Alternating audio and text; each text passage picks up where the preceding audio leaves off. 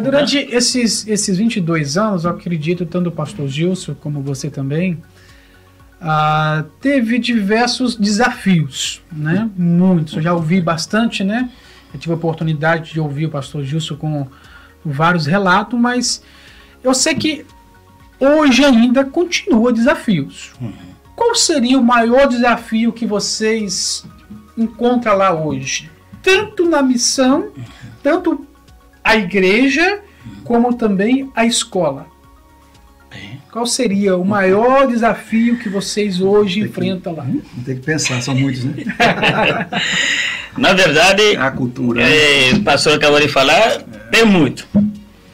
Mas o maior desafio que podemos analisar neste momento é a crença e a cultura. Porque lá tem outra cultura, tem outra crença. Para abandonar a cultura e entrar no plano de Deus é complicado. É por isso que tem que ter a ação de Cristo no coração da pessoa. Sim. Por causa disso a gente prega a palavra. Porque é a palavra que pode convencer o coração da pessoa. Mas o desafio é a ignorância da verdade. A ignorância da verdade da palavra de Deus. Sim, sim. Porque o povo já foi instruído nas coisas erradas.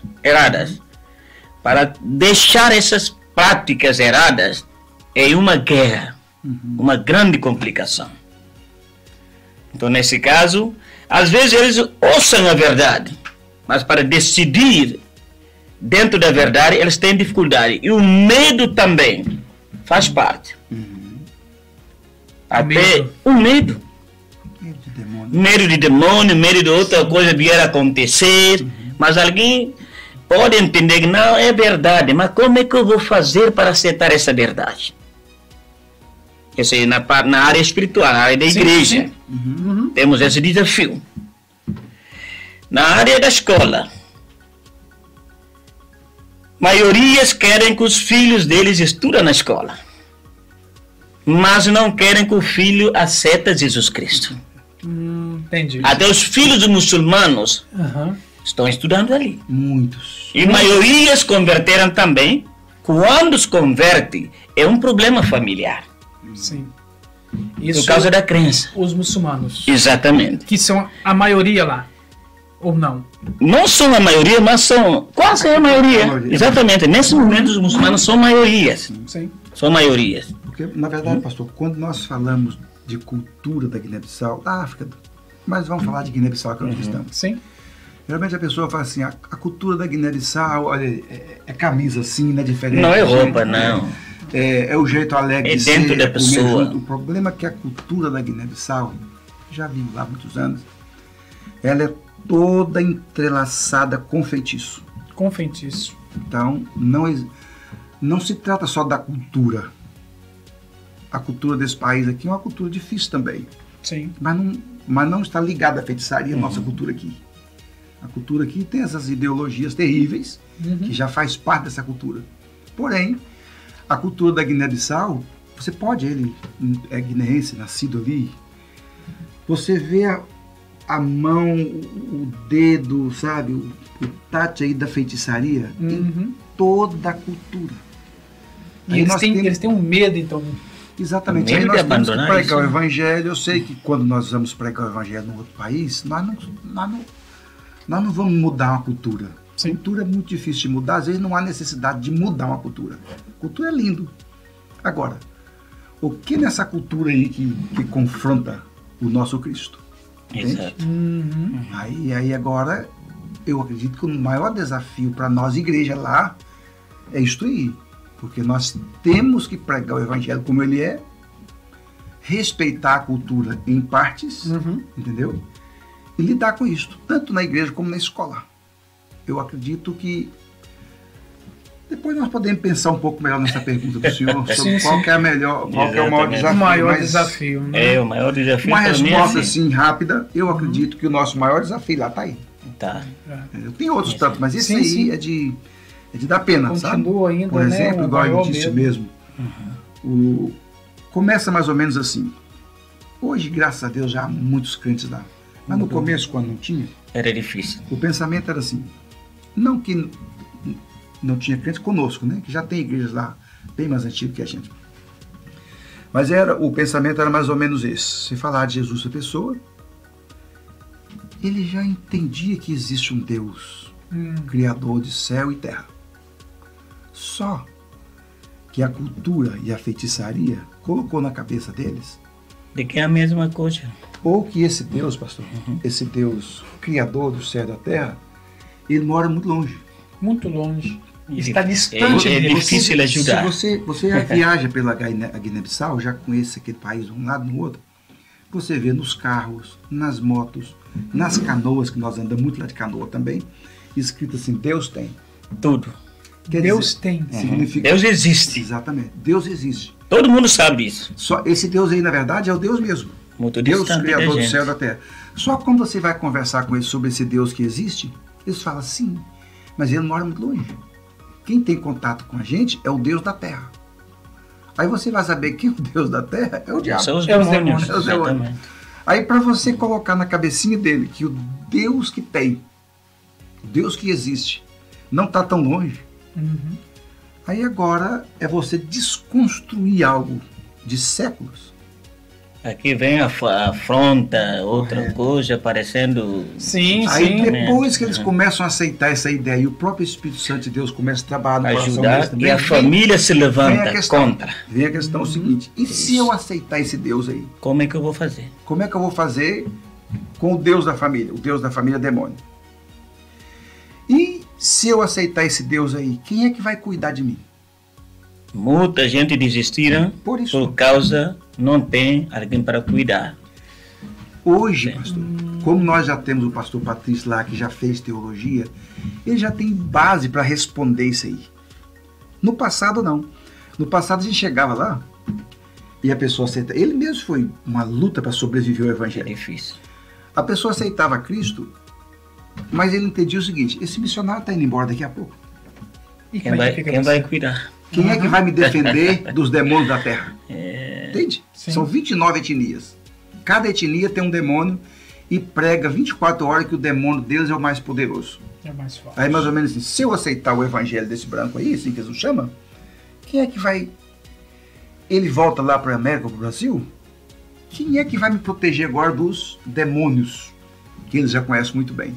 Então este foi um desafio, continua sendo. E continua Na mente sendo, de então. muitos, pastor. Eles ouvem o evangelho e apaixonam pelo evangelho. Porque eles dizem o seguinte, que a filosofia, isso é linguajar deles, a filosofia nossa é muito melhor do que a deles, no sentido de a filosofia da feitiçaria. exato, é. Sim. Mas, como é que eu faço para aceitar esse evangelho e sobreviver às dificuldades que viverá da família e da cultura? Desafio tremendo. Então, você quer dizer então que se, principalmente os muçulmanos, se tiver algum jovem daquele ali que aceitou a Cristo, ele vai encontrar uma barreira, uma luta muito grande dentro de casa e vai ser até expulso. Para explicar isso mais claro, na minha casa mesmo, eu estou com muitas pessoas expulsas. Olha bem, lá na nossa casa lá, Na casa. Uhum. Expulsada por causa de aceitou Jesus. aceitou Jesus. Quando eu... Uma é Fátima, que eu tenho na casa há quase 6 anos. Uhum. Aceitou Jesus, a família expulsou. Cuidamos. Neste ano mesmo, tem 2 meninas expulsas lá de Pulundo, Onde que temos da igreja lá de Pulundo. Sim. Eles se converteram, a família expulsaram fora. Porque são muçulmanos. Como eles vieram para Cristo, então não vão poder ficar na casa. No complexo, então, você lá tem uma área que recebe essas pessoas também. Bom, A casa de recuperação temos. Sim. Aí tem lugares para eles ficar. Como, por exemplo, se foi uma moça, uma mulher, eu não deixo ele ficar ali. porque lá já tem os rapazes. Já, rapazes já estão ali para separar eles. As moças ficam na casa, na minha casa. Sim. E aqueles jovens são lá dentro daquela casa de recuperação. Exato. Perfeito. Quando eu estive lá, eu presenciei furando aquele poço artesiano, né? Uma coisa que me espantou foi o preço, né? Caro. Eu queria que vocês falassem para nós qual que é a importância de ter um poço daquele ali. E o preço também, porque o preço, pelo o que eu percebi, é praticamente quase que impossível um guineense ter uma outra empresa ou alguém lá ter um poço daquele. Bom, para nós aí, o que eu queria falar a respeito disso, o poço artesanal, não sei como se chama, artesiano, né? Furo de água, né? Exato, furo de água, nós chamamos de furo de água. Tá, furo de água. Então, tem alguns que podem ter isso, na verdade. Há muitas pessoas ricas lá. Tem muitas pessoas ricas que podem conseguir isso. Mas a Mas, população, de uma forma geral, no nosso lado, na nossa parte, temos grande dificuldade para conseguir isso. sim. E lá, maior dificuldade também que se verifica sobre as doenças é através da água. Através da água. Isso aí. Porque não temos água potável. Não existe. Não existe água Guiné-Bissau, potável. pastor, Não. Guiné-Bissau não tem água doce. Guiné-Bissau. Maioria só água. Não há Se rio. furar, você consegue uma água doce. Mas tem aquele água salgada. Estamos próximos do mar, Guiné-Bissau é reto, não tem rio, não tem fonte. A água salgada, que tem maior. Então, neste momento, eu mesmo, antes daquele poço, eu estava com grande dificuldade de saúde. Sim. Muitas vezes temos vermes, tem muitas coisas. Chegar no hospital é tifoide, outra coisa. É a água. A água. A água. Então o A poço... partir desse poço, graças a Deus, Aham. graças a Deus a saúde veio. Eu tenho saúde por causa disso. Essa Por causa da água. E não sou eu, agora. Canchungo quase em geral, aproveita daquela água. Aproveita. Então, esse poço atende a igreja, a escola e a comunidade também. Com aqueles 1.500 alunos, o poço atende. E a igreja mesmo, o poço atende. E A comunidade em geral, aquele poço atende. Pastor, se o senhor entrar hoje aí na internet, Desculpa, aquela água é uma água pura, que passou no laboratório e saiu perfeito. Sim. conseguiu- A nível da região lá, eu não tenho medo de dizer que é o número 1, um poço número 1, que tem uma água boa. Graças a Deus. Caro é caro, na verdade, Sim. mas eu acho que a missão pensou bem, e os missionários pensaram bem através de Deus, Sim. e observaram a vida é melhor do que o dinheiro. Gastaram o dinheiro para ajudar a gente a ter uma boa vida, Sim. uma boa saúde. Então, isso trouxe também um impacto na escola também. A chegada, o momento do poço ali, porque me parece que tinha uma cisterna, né? Antes. Exatamente. Então, Nós corria mesmos risco furamos. dessa... Furamos corria isso risco da- antes, mas 20 agora, metros. através disso, porque é uma água parada. Exatamente. Sempre água parada tem O problema micróbio. da água parada, Patrícia, o problema da fonte é que ela é aberta. Sim. E não tem Imagina- feito exatamente. Imagina mais de 1.000 alunos jogando bola, O correndo barro no meio aqui, do mar. tirar a água, areia desce aí, areia para tudo. E olha bem, se o senhor entrar hoje aí na internet fazendo uma pesquisa de Guiné-Bissau sobre saúde, o senhor vai encontrar vários institutos da Itália, do Reino Tem Unido, tudo. ali, da Nossa. Europa, mostrando que o problema de saúde da Guiné-Bissau praticamente se resume em água. Em água. Eu estava assistindo há poucos dias, aliás, desculpa, não há poucos dias, quando me veio no coração de fazer esse poço artesiano. Eu estava assistindo um documentário da Guiné-Bissau e eles fizeram pesquisa de cada 5 fontes, a gente chama de fonte lá, na Guiné-Bissau, tá aí no YouTube, você pode achar. Sim. Cada 5 fontes, 4 é totalmente contaminada.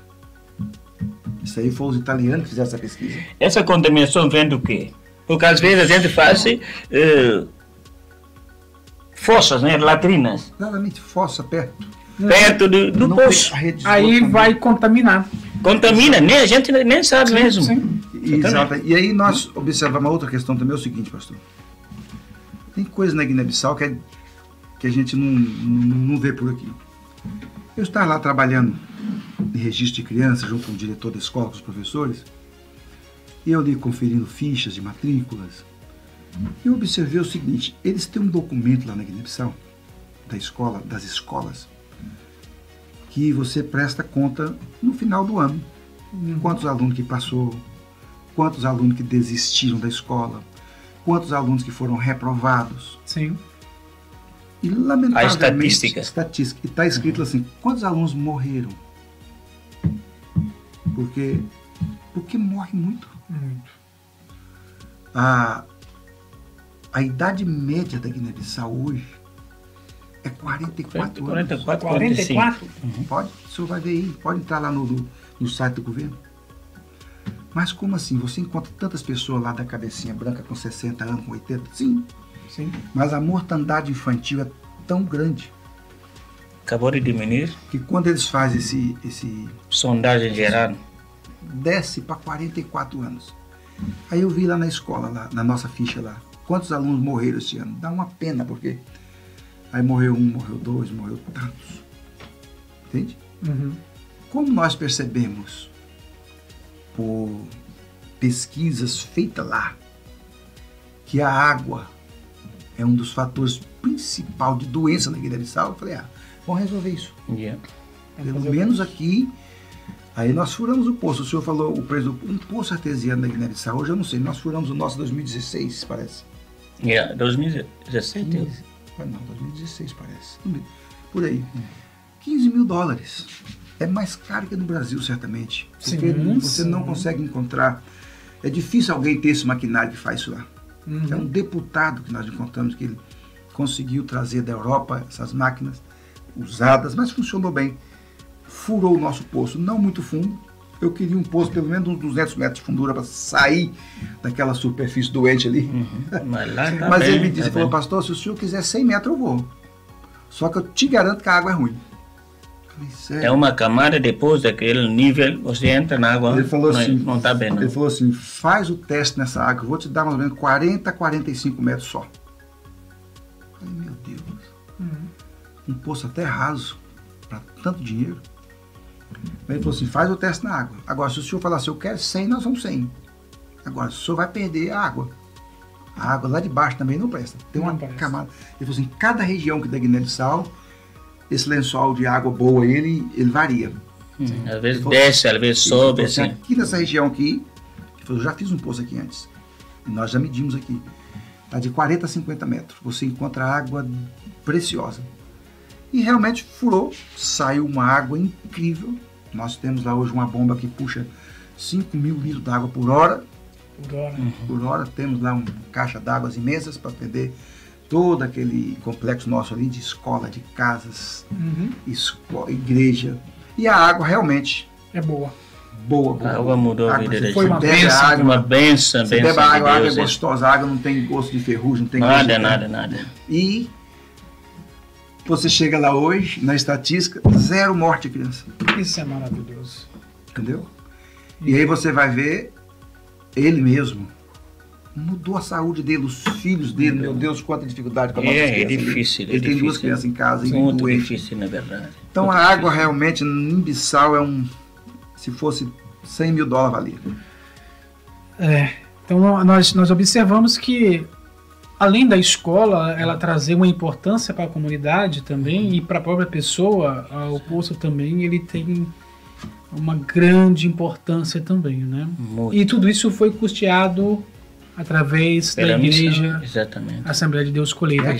Sai tudo daqui. Tudo aqui mesmo. Sai tudo aqui. Tudo.